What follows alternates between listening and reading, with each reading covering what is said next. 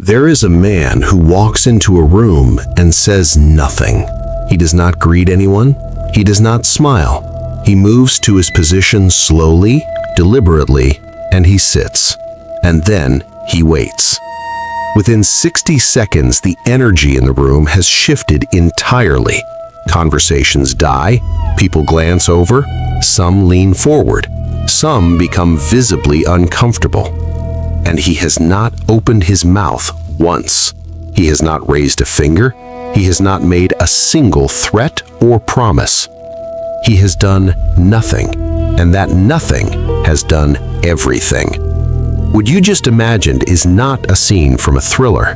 It is a real psychological phenomenon that plays out in boardrooms, interrogation cells, courtrooms, relationships, and negotiations every single day.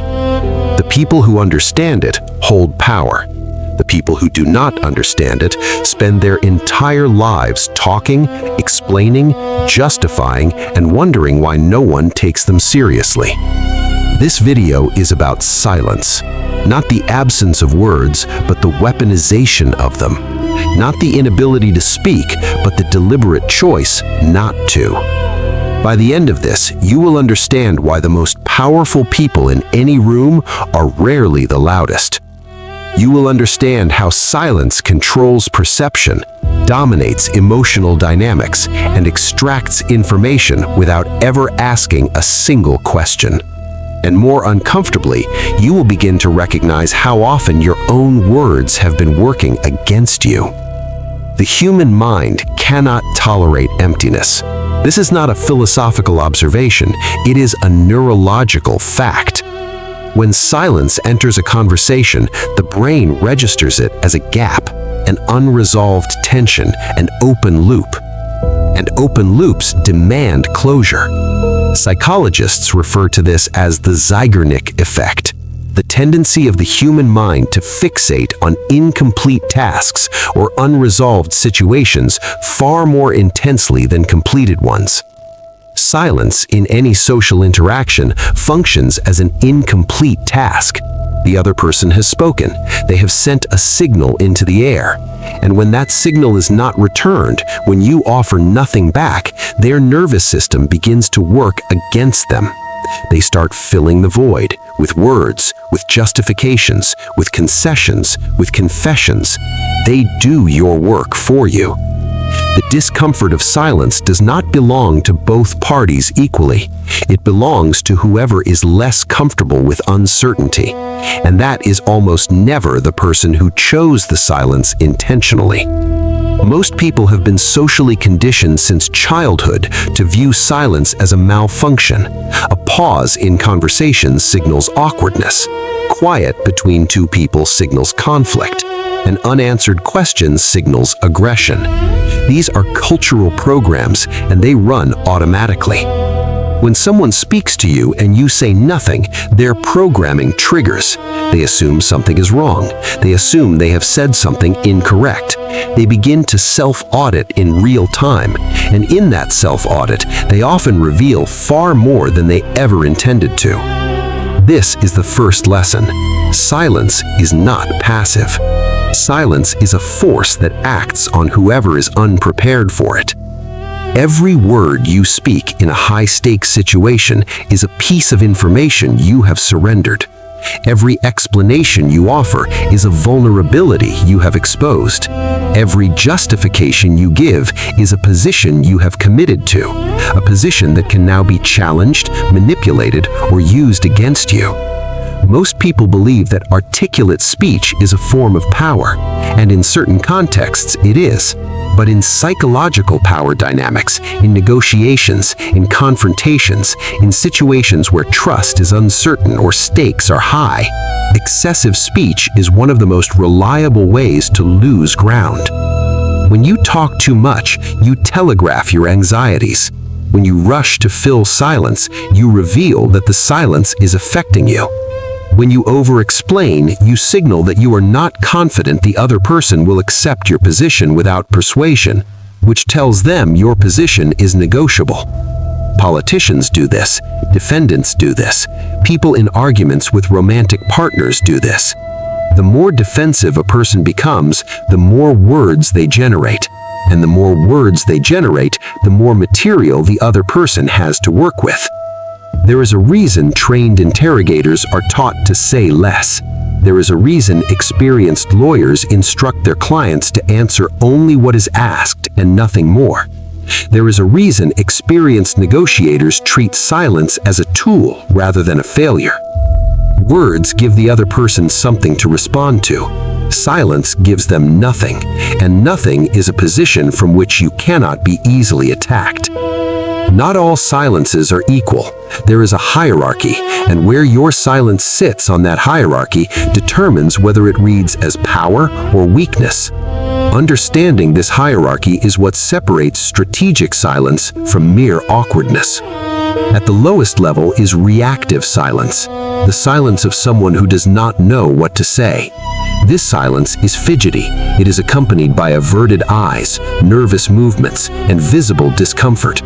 This kind of silence does not project power. It projects uncertainty, and people who project uncertainty invite exploitation. At the middle level is deflective silence, the silence of someone who has made a conscious choice not to respond to a specific provocation. This silence is more controlled.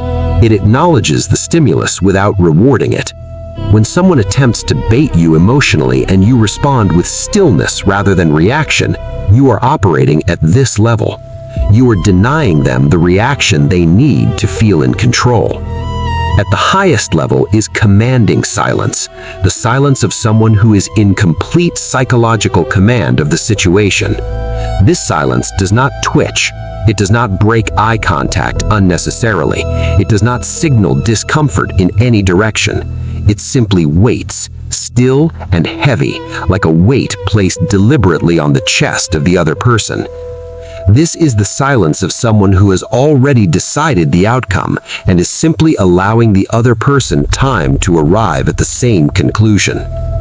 The difference between these three types of silence is not what you do not say. It is how your entire body, your posture, your eye contact, your breathing, how all of these communicate certainty in the absence of words. Power is not just withheld speech. Power is the complete picture. Silence is never truly silent when it is paired with sustained eye contact. The combination of the two creates one of the most psychologically destabilizing experiences a person can face in a social interaction. Eye contact, in evolutionary terms, carries enormous weight. In the animal kingdom, direct gaze between two individuals of unequal status almost always results in the lower status individual looking away first. Humans are no different. We have simply built more elaborate social scripts around these primitive instincts. When you hold eye contact in silence, you are communicating something that no words can quite replicate. You are communicating that you are not threatened. You are communicating that you are not in a hurry. You are communicating that the discomfort of this moment is not affecting your state. And most critically, you are forcing the other person to either match your energy or break. Most people break. They look down, they look to the side, they begin to speak, not because they have something meaningful to say, but because the silence and the sustained eye contact together have created a pressure inside them that they need to release. And the moment they begin speaking without a real reason to speak, you have taken the frame. You have become the one who is being spoken to, which means you are the one with the authority to evaluate what is being said. Judgment sits with the quiet. Explanation sits with the talker. If you want to understand which role you occupy in most of your social interactions, think about who is usually speaking and who is usually listening. That answer tells you more than you probably want to know. In professional negotiation, silence is treated as one of the most potent tools available, and it is also the most consistently abandoned by people who lack the psychological discipline to hold it. The pattern is always the same. An offer is made, there is a pause, and whoever speaks first loses. This is not hyperbole. This is documented behavior studied across thousands of negotiation contexts, from hostage situations to corporate acquisitions to real estate transactions.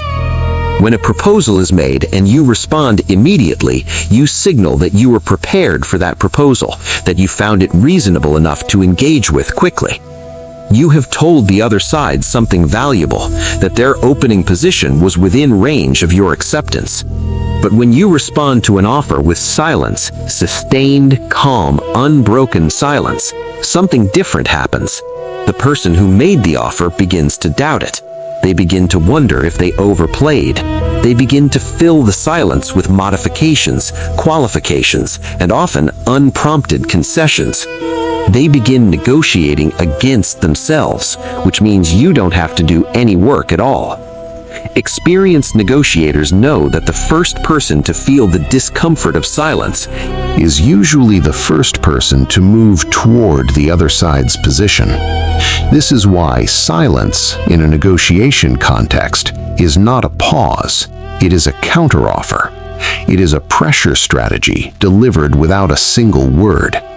The person who can hold silence the longest, without visible discomfort, without breaking, is the person who controls the temperature of the negotiation.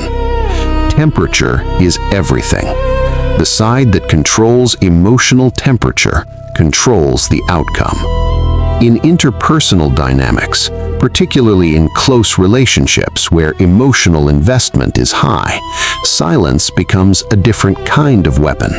Not silence in the tactical sense of a negotiation, but emotional withdrawal, the deliberate withholding of response, warmth, or engagement from someone who has become accustomed to receiving it.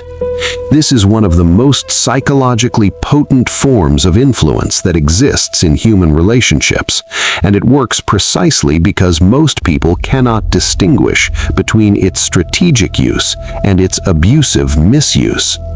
When a person who has been consistently expressive, engaged, and responsive suddenly becomes quiet, not hostile, not cold, just absent, the effect on the other person is often disproportionate to any external cause. The human attachment system is calibrated to detect changes in connection. Withdrawal of connection triggers the same neural pathways as physical pain. Studies in neuroscience have demonstrated this with considerable consistency. Social exclusion and physical injury activate overlapping regions of the brain. This means that when someone you are emotionally bonded to goes quiet, your brain processes it as a threat to your survival, not metaphorically, but chemically. The person who withdraws, who becomes unreadable and unreachable, gains enormous influence over the emotional state of the person still seeking connection. This is a fact of human biology. It is also why emotional withdrawal is one of the most frequently used and least discussed tools of control in both functional and dysfunctional relationships. The important distinction, which will be left entirely to your own judgment, is understanding whether silence is being used to maintain psychological equilibrium or to punish and destabilize another person's sense of reality. Both are possible. Both happen, often by the same people, often in the same relationships. Professional interrogators are, at their core, experts in silence. Not because they say nothing, but because they understand precisely when to say nothing and how long to let the nothing sit before it produces something useful. The reed technique, developed in the mid-20th century and used extensively in law enforcement, is built in part on the psychological exploitation of silence. One of its foundational observations is that guilty parties, and sometimes innocent ones under sufficient pressure, experience silence after an accusation as an unbearable confirmation of their guilt. They feel compelled to respond, to deny, to explain, to justify, and in that compulsion, they often provide information they had no intention of providing. But you do not need to be sitting across from a suspect to use this principle. You can use it in any situation where you suspect you are not being told the full truth. The technique is straightforward and requires no special training. When someone tells you something that you believe is incomplete or dishonest, do not immediately challenge it. Do not ask follow-up questions. Do not display skepticism. Simply hold eye contact and say nothing.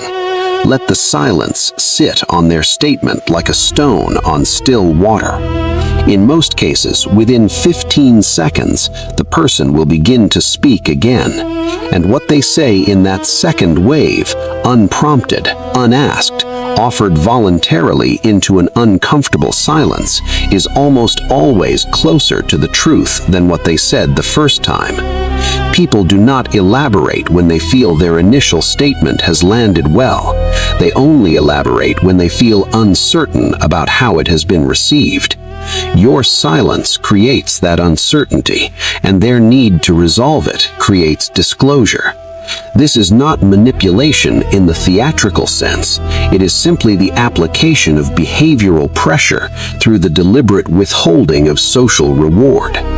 There is a secondary effect of strategic silence that is less frequently discussed, but arguably more powerful than any of the others.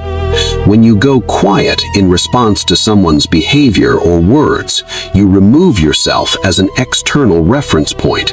You become, in effect, a mirror. And when people look into a mirror, a real one, a behavioral one, they see themselves. Not the version of themselves they present to the world, but something closer to what they actually are. Most human social interaction is self-regulated through the feedback of others.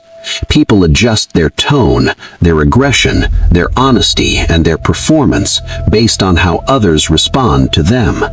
When you respond normally, with engagement, with reaction, with the expected social cues, you are participating in that regulation. You are helping them manage their image. But when you go silent, when you become expressionless and unreadable, the feedback loop breaks. They no longer have access to your emotional state as a calibration tool. And without that tool, many people begin to self-destruct socially. They escalate when escalation is not warranted. They apologize when no apology was expected. They overreach. They retreat. They become increasingly transparent about what they actually want from you because they can no longer read whether they are getting it. You, by doing nothing, have stripped them of the ability to manage themselves in your presence. This is a form of power that requires no action, no aggression, and no confrontation. It requires only stillness and the discipline to maintain it. Across virtually every documented study of leadership perception, authority, and social hierarchy, one pattern emerges with striking consistency. The people who are perceived as most powerful in a group are rarely the ones who speak most. They are the ones who speak least, but who, when they do speak, command the full attention of everyone in the room. This is not coincidence. It is the result of a simple psychological equation. Scarcity creates value. When a person speaks constantly, their words become ambient noise, background, expected, uninteresting. But when a person is consistently quiet, when their silence is their default state, every word they choose to produce carries enormous weight. People lean in, people listen carefully, people interpret, because they know from experience that this person does not waste words. Every word is treated as significant. The behavioral pattern of powerful leaders across history demonstrates this repeatedly. They arrive late and leave early. They ask few questions, but the questions they ask are precise. They do not fill silences. They do not attempt to win rooms through volume or energy. They win rooms through selectivity, through the implicit message that their words are offered only when they are worth offering. If you are someone who speaks frequently, who offers opinions readily, who jumps into conversational gaps, understand what behavioral signal this is sending. It is not the signal of confidence. It is the signal of someone who needs to be heard. And someone who needs to be heard is, by definition, someone who is not yet certain they matter. The quiet person in the corner who has said nothing for 45 minutes and then, when they do speak, causes every other conversation to stop. That person has understood something fundamental about the architecture of influence that most people spend their entire lives missing. Understanding the theory of silence as power is one thing. Constructing the behavioral architecture that allows you to deploy it consistently is another. Most people, when they attempt to use silence strategically, fail, not because the strategy is flawed, but because their nervous system has been conditioned for decades to treat silence as a problem to be solved. The first thing you must eliminate is the reflex to fill space. In conversation, you have been trained since childhood that pauses are awkward, that quiet between two people is a failure of social connection. You must begin to rewire that interpretation. Silence is not awkward. Silence is productive. The discomfort you feel in silence is the other person's problem, not yours. Do not own their discomfort. Let them own it. The second thing you must develop is the ability to slow your response time without appearing hesitant. There is a precise and significant difference between the silence of someone who doesn't know what to say and the silence of someone who is choosing when to say it. The first is reactive, the second is deliberate. The way you distinguish them in your own behavior is through physical stillness. Reactive silence moves. It fidgets, it glances, it breathes irregularly. Deliberate silence is still.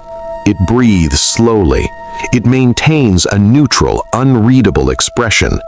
It conveys that there is no urgency, because there is none. Urgency is a concession. The third thing you must practice is calibrated brevity when you do choose to speak. When you break your silence, break it with precision. Not with a paragraph, not with an explanation, with a sentence, sometimes with a single word.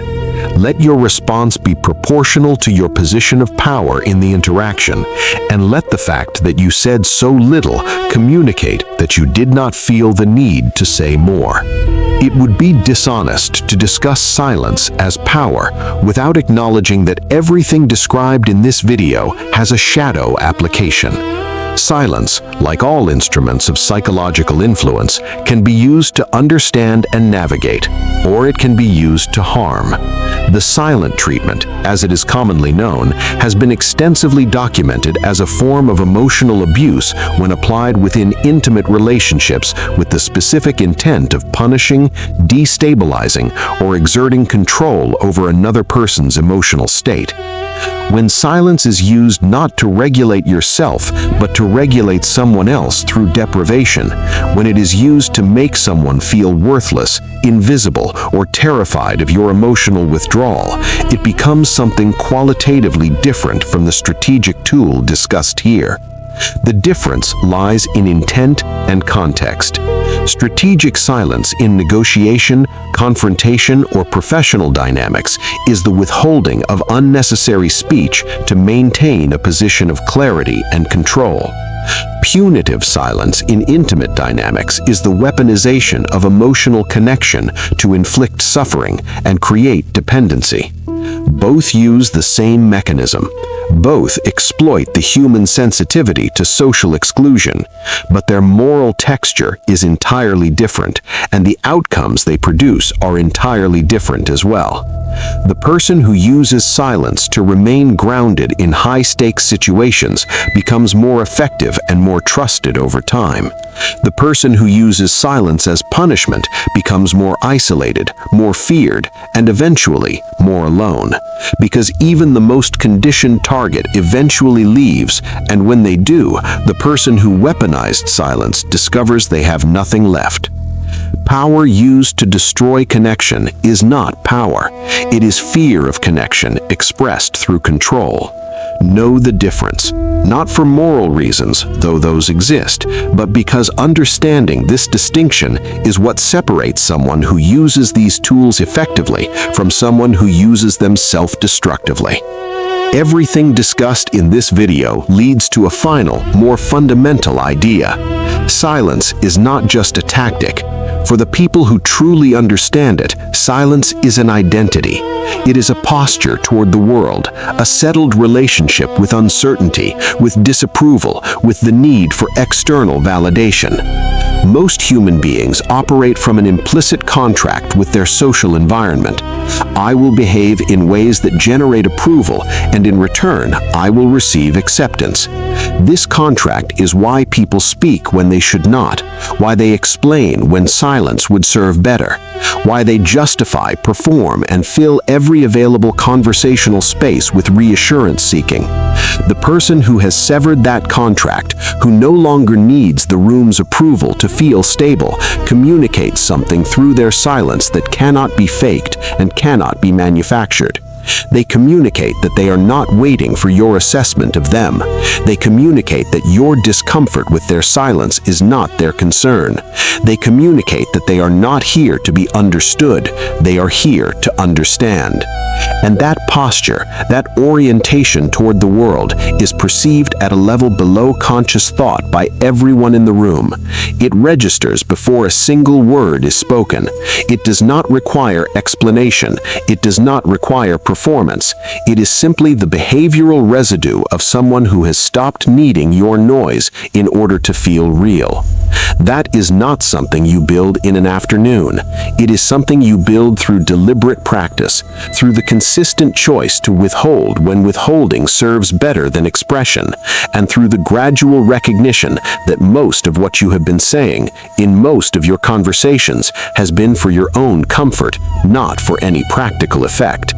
The moment you see that clearly, something shifts, and when it shifts, you will find yourself talking less, and you will find, with some discomfort, that people listen more.